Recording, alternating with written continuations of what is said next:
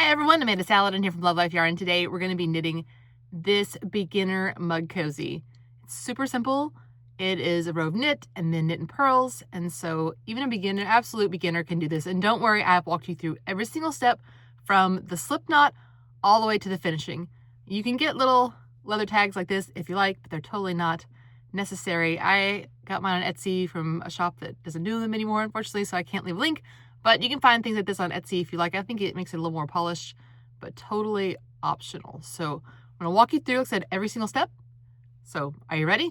Let's get started. Materials you need for this project include a bulky, chunky yarn, category number 5. This is Sheepy's Chunky Monkey, a US size 8 knitting needle, a yarn needle, and some scissors. All right, we're going to start out with the slip knot. There are many ways to do it, but this is how I do mine.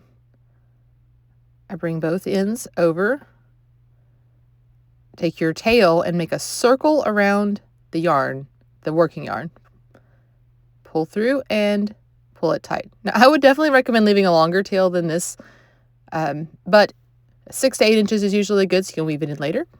And now I'm going to insert my needle from front to back, yarn over, pull this loop through, pull it a little loose, and place it on the left-handed needle.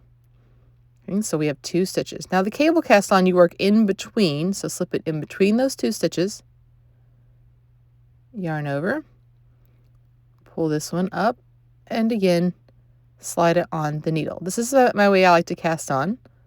So I'm inserting right in between, and then working like a knit stitch if you're familiar with the knit stitch. But instead of pushing the left-handed stitch off, I'm putting it on. So we're going to cast on 34 stitches like this. Here I have my 34 stitches, you can see here, and we're going to work a row of just knit stitches. So find that first one. It could be a little hard to get it settled, and you're going to insert from front to back, just like we were doing with the cast on. Only now when you pull the loop up, you're going to push the left-handed loop off and keep it on your needle. So insert, yarn over, pull through, push off the needle.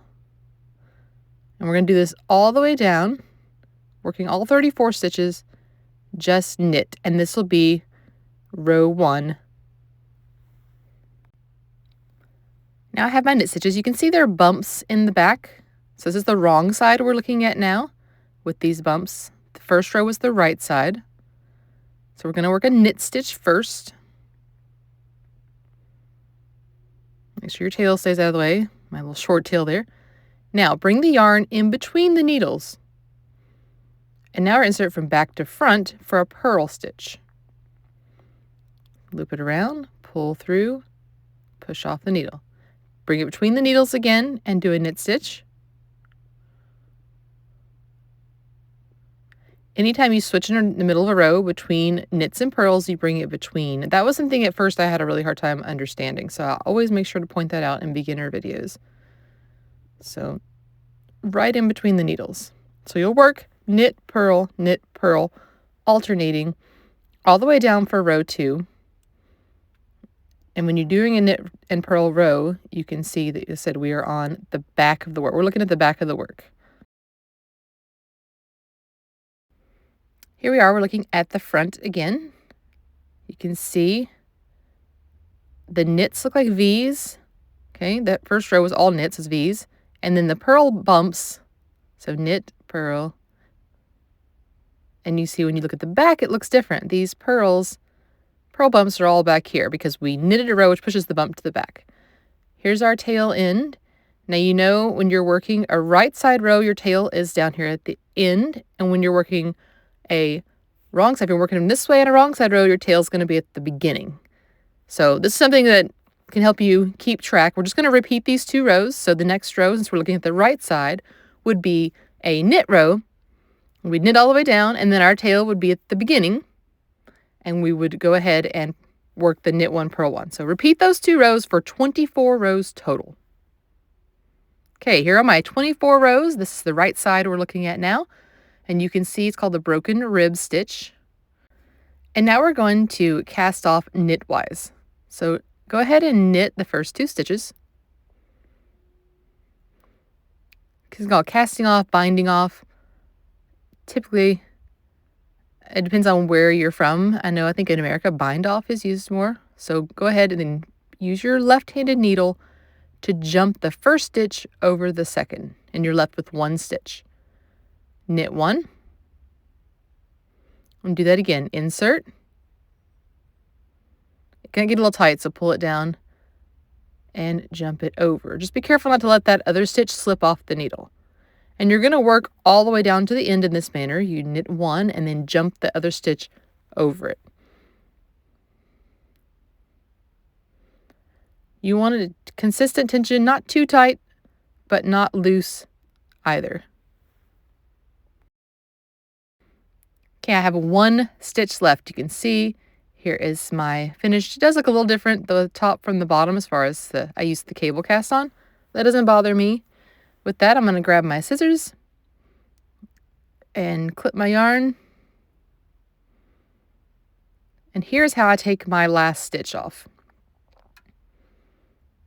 It can be very loose, and then I just pull it through with my needle. Okay, now we're going to tighten that last stitch up a little bit. And we're going to seam this with the mattress stitch. So get your yarn needle and go ahead and thread it with the end. I love the mattress stitch because it gives an almost invisible join. In like stockinette stitch and stuff, it is invisible. It's really cool. And this one, it's very hard to tell where it is, which is great. So we're going to, first of all, we'll line it up. So get it lined up there, because we're going to make it circular. We're going to work 1 stitch in on each side. So this side, you can see the V's here. So we'll start by just joining the 2. So find that first stitch. Oh, drop mine. And just go through the stitch and pull it tight. I have left a very long, probably too long of a tail, but since I left a shorty tail at the beginning, I'll make sure I have plenty. And now right next to, you see, you catch this little bar here, and it's right next to the knit stitches beside it. This one was a purl stitch. Now right here, again, catch that little bump. It's a bar right in between 2 stitches is what it is. I just think of it as a bump. I don't know why. So we're going right next to a row of V stitches, or a regular, like a stockinette row, whatever you want to call it, on this side. So you can see right here, I'm working right beside those. Okay, and then on this side, they're on the end.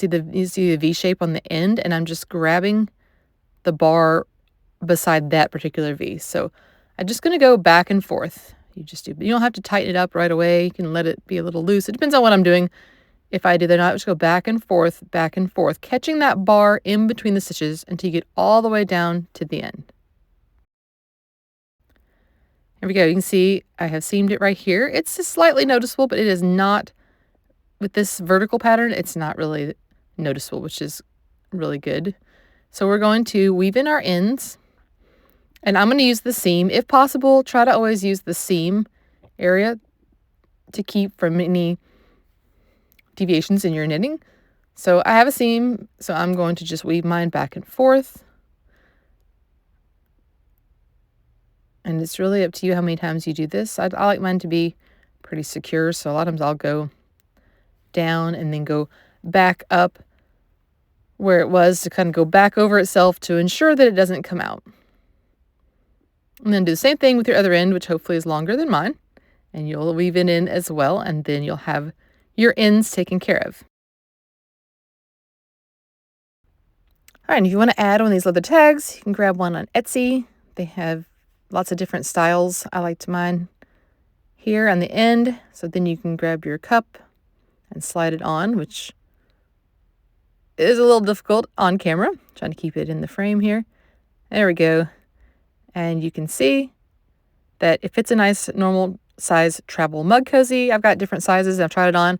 My oldest son loves coffee. I'm not a coffee fan, but he likes coffee a lot. So you can see I've got the tag on it, but it looks great with or without a tag. Mine's kind of pulled a little bit right here, that vertical line right next to it because of my tag. But overall, quick, easy beginner project, and I hope you've enjoyed it.